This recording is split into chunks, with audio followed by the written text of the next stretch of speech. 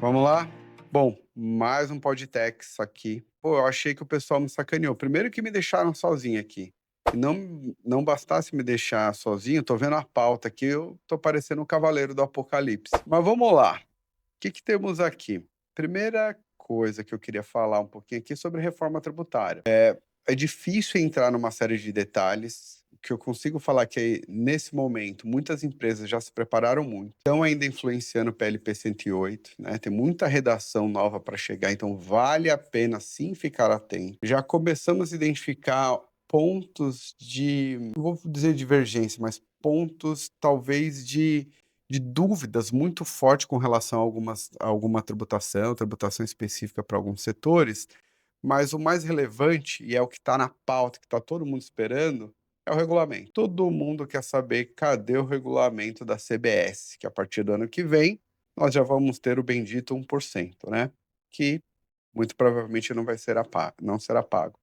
Mas o ponto é esse: acompanhe o regulamento, porque assim que ele sair, a minha expectativa é que nós vamos ter uma clareza muito grande no que tange recolhimento, mas, por outro lado, precisamos ter um alerta, um olhar muito atento para verificar se eu não tenho algo que esteja impactando a própria lei complementar. E por falar em reforma tributária, dos indiretos, precisamos falar também sobre reforma tributária dos diretos, imposto de renda, contribuição social especialmente. O ponto é que essa pauta vai andar esse ano, já está andando, né?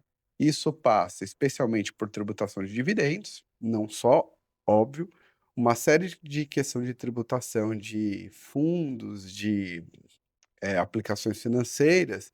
Então, é a próxima frente. Assumindo que sai a regulamentação da reforma dos indiretos e que a gente tem algo mais concreto para a CBS, o próximo passo é imposto de renda. Eu não acredito que vai ser algo tão intenso sobre uma perspectiva de mudança, porque eu não estou falando de um sistema novo, mas muita mudança vem aí, muita mudança a caminho, então a gente precisa prestar bastante atenção. E já que eu estou falando de mudança, eu queria trazer aqui uma polêmica, e aqui eu começo as mensagens apocalípticas, que o governo quer aumentar em 10% a base de cálculo, de tributação do lucro presumido. Então, só para vocês terem uma ideia, aquilo que era uma carga, né, uma presunção, por exemplo, em serviços de 32%, eu teria um acréscimo de 3,2 pontos percentuais, de tal sorte que iria para 35,5%, o que às vezes eu me pergunto, haja margem, 35% de base é bastante expressivo, tá? Agora, um dos argumentos estão dizendo: "Ah, isso é uma renúncia fiscal, é um incentivo", e na verdade todo mundo sabe que isso é só um regime de tributação, sempre foi assim, né, todo mundo sempre, tratou isso como um regime de tributação. Mas fato é que isso está na mesa.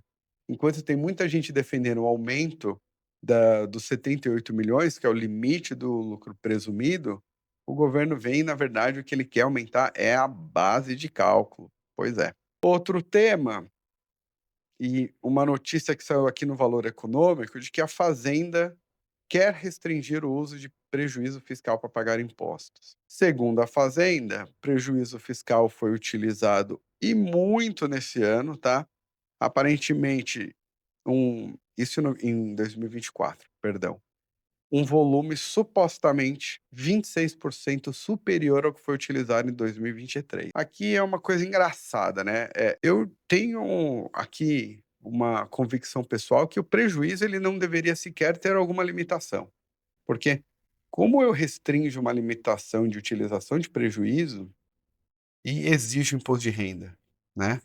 Então você fala, poxa, eu deveria utilizar isso para uma série de questões.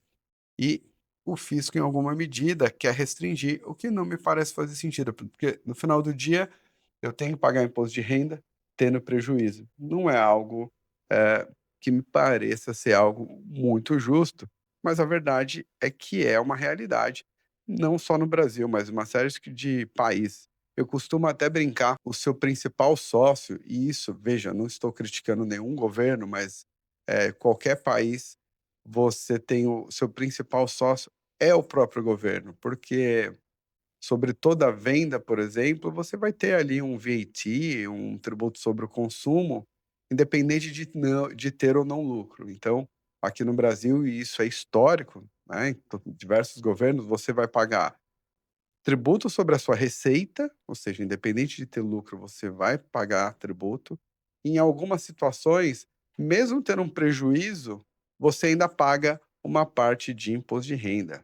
Não é fácil, não é fácil. E para encerrar esse giro aqui, trazer mais uma questão, já que não veio ninguém do contencioso hoje aqui, mas achei muito interessante uma outra notícia aqui do Valor de que a PGFN quer levar casos tributários para arbitragem. Essa é uma frente que pode ser bastante interessante, porque acredito que a gente teria uma celeridade maior e, muito provavelmente, profissionais mais bem preparados. De novo, não estou querendo fazer crítica aqui, mas aqui, dependendo do que você tem, carece um pouquinho, né, de especialidade ali. Então pode ser uma solução bastante interessante para resolver alguns casos. Então, desde mediação e arbitragem, eu posso ter uma celeridade, né?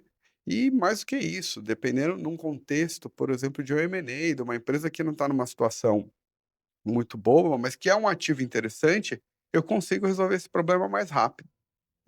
Vamos ver, temos que aguardar. Mas é isso, pessoal. De novo, pautas em alguma medida sensíveis, mas super atuais e que, se você não está acompanhando, corra, porque certamente isso vai impactar e bastante a sua empresa. Tá certo? Até mais, um abraço. Tchau, tchau.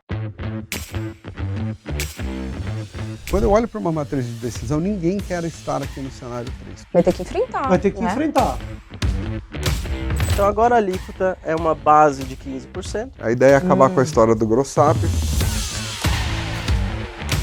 Se eu vou reduzir o teu direito creditório, o que talvez tenha uma maior relevância assim, econômica e chama mais a atenção da gente,